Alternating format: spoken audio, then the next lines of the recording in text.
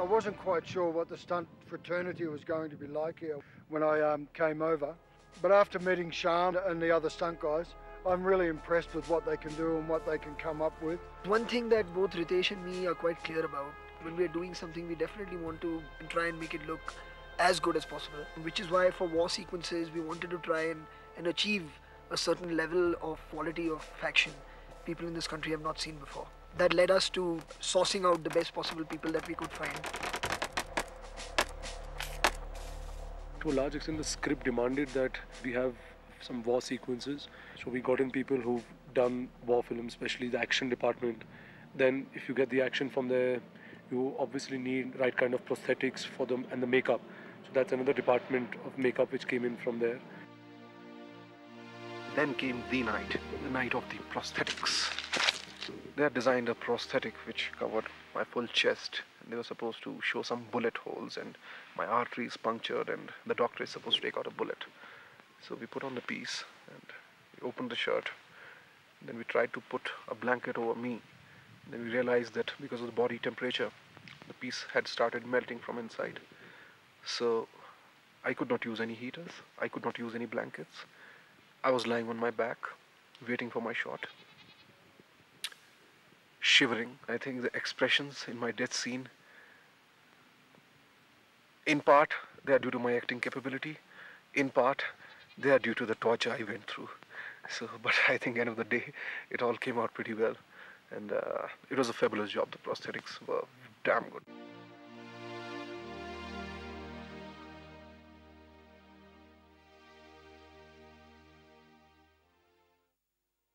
So when we came for this schedule, which is primarily an action-based thing, lots of action work to be done, we came in, we had what is called a boot camp. You had a boot camp training. You had a lot of the army people. What is it like speaking to the army people? What you see on television? We had boot camp training. We had boot camp training. B-O-O-K. B-O-O-T. Boot camp. Yeah, boot camp. The best thing of the training was we learned, how to go for a real war. How do you run? How do you walk? How do you hide? How do you fire? And we had to scroll on the ground so fast. And just after this, I couldn't breathe. I was like for 5 minutes. We've been participating in this boot camp for the past 3 days. Actually quite interesting. First introduction was to AK-47. Working with all the guys in the war sequences has been great fun. A lot of them had no idea what to do, especially when we got the blanks here. It's the first time that we've shot blanks in India.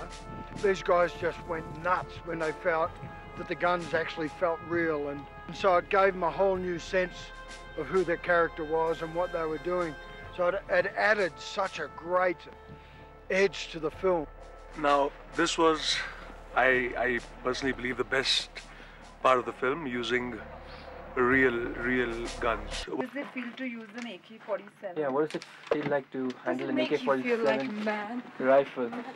It was mind-blowing. It gives you a kick to, be able to do that army thing. Really, Christopher Pop, the grips, and the action team, they really have pulled off something spectacular here. It takes a lot to do, especially what Mulchan did, lighting entire mountainsides and valleys at night and making sure they're all the correct level as per the DP wants them. दूसरे लद्दाख के लिए war sequence की जो night filming जो हमें करनी थी, उसके लिए मेरे पास 5 ट्रक का इक्विपमेंट, 10 जनरेटर और अपने बम्बई से ले गए हुए सिर्फ 20 लड़के मेरे पास थे. मेरे लड़कों को मैं सिर्फ अपने सेटिंग के लिए रखूं, और ये डिसीजन लेके मैंने फाइनली शूटिंग भी उसी तरह किया कि लोकल हेल्पर्स प्लस मेरे लड़के. और नतीजा ये हुआ कि हमारी स्पीड वही रही और हमने इन टाइम पूरा शूटिंग कंप्लीट कर लिया. We had a meeting with Chris Pop, the director of photography, about a year before we actually started the film, and we were talking about doing shots climbing up mountains with the soldiers running up mountains, and it would be physically really difficult to do it with a dolly. So, and at the same time, the cost of renting a flying fox and bringing it to India just to do those shots would have been too much. So we decided to make one ourselves. We used just cables, motor with a rheostat so that we could control the speed, and built it off towers, and worked pretty good. We had a problem on the first day because the mountain was not stable enough.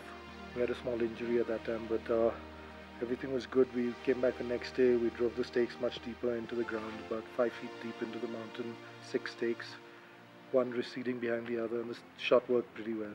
We wanted to be with the characters. We didn't want to be outside watching the war happening on an objective thing like in a lot of war films. What we wanted to do is basically get the audience in a place where you're with the guys, ducking behind something, going up, shooting, going back down and stuff like that. And I think it's more, it gets the audience more into the whole thing instead of just watching it.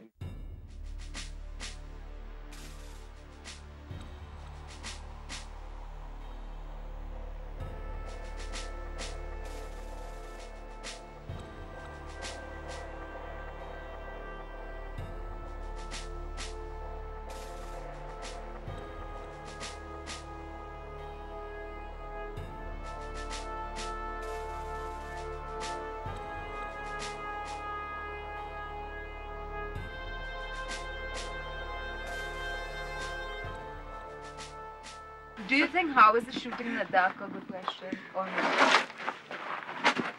No, you can say since breathing is a problem in such high altitude, what is it like working under such conditions? Get out, man, it's my interview. Leh is cold, Leh is dry, Leh has less amounts of oxygen in the air, which makes it quite difficult to shoot in. When the battle sequences started, we were on top of the mountain, which was higher. It was colder. The temperature sometimes dropped to -4, -5 in the night. We had the kits and the backpack and all the war equipment, and there were blasts happening, gunfiring and all that. We had to actually run up these mountain tops, these slopes. One second, I'll just get my breath. It was absolutely hell.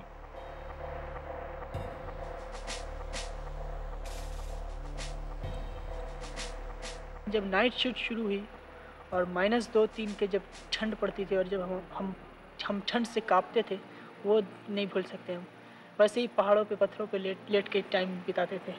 जब shot देना होता था तब सबसे ज़्यादा परेशानी होती थी क्योंकि बहुत ठंड लगती होती थी, कान खुले, हाथ खुले, बिल्कुल लाइक जम गया, फ्रीज, बर्फ़ हो जाते थे। The actors were absolutely cooperative. They've not complained at all, even while shooting at -10 in the night. And I don't think without the support of the crew and the actors, we could have got this. Very difficult shooting. It was very cold. We were normally shooting at around -3 to -4. Wasn't easy. But I think there was like a collective energy that everybody wanted to make sure it was done correctly, it was done well. Well, I worked really hard on Lakshya. We are doing this film based on the army. And I must say that our crew itself is one army. This film has finished pretty much on schedule as what we expected it to.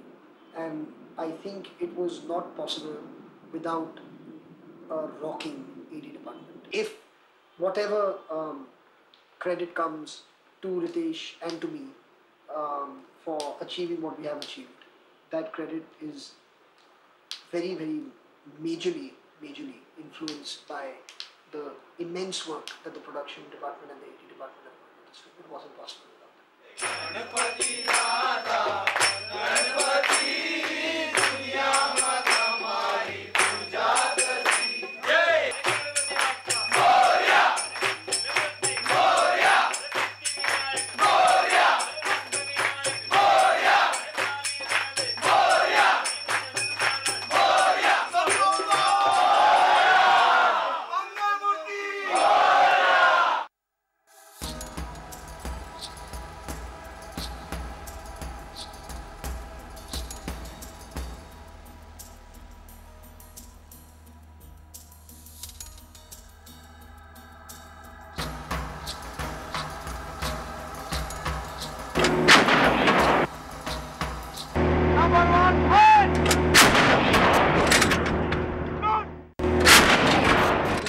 to a place called Mahe, which was 6 hours away from Leh. They would tell us that they were gonna fire like 10 seconds before.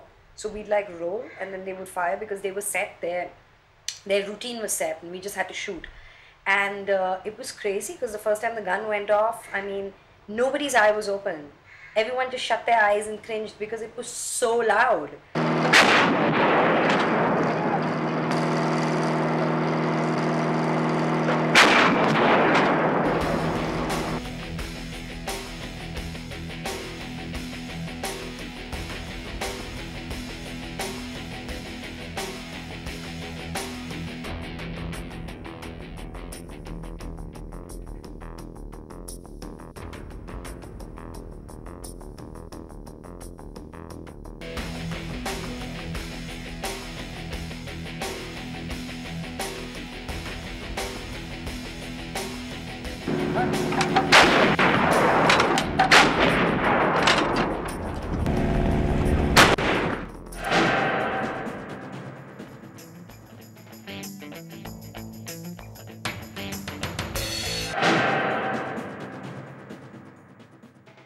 When we had to go for the final climax of the film, that was also almost the climax of the schedule in Ladakh. You know, we actually had to go to almost 18,000 feet to shoot. It was a little scary, but we said that we have to prep. We hired a trekking company which has gone up to shoot there, and we got them on board as the production unit to make the entire shoot like a recce as well as like a trek, you know.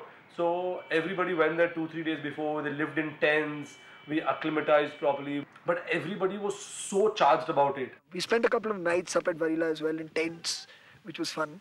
The temperature at night would go down to -10, -12.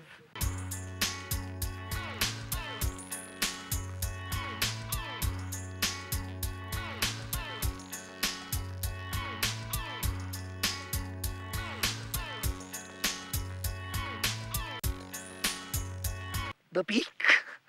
Yeah. The grip team set a world record of setting the crane up at around 17,800 feet, which I don't think has been done before.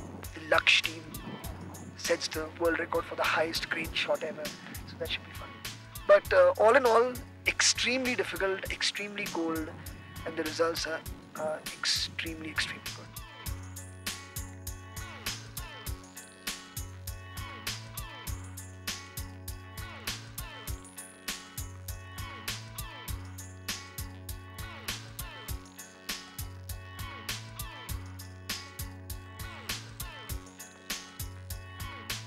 Days. The person I felt most bad for really on that shoot was Hrithik, because he had to be in costume. I was feeling really bad for him, but there really wasn't anything I could do apart from give him a heater and give him shawls and gloves and jackets in the middle of takes. So I think he had a bit of a torrid time, freezing, but pulled off something quite spectacular.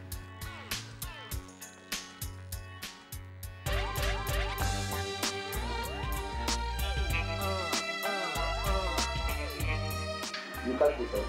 Redo. Finding others in my very big.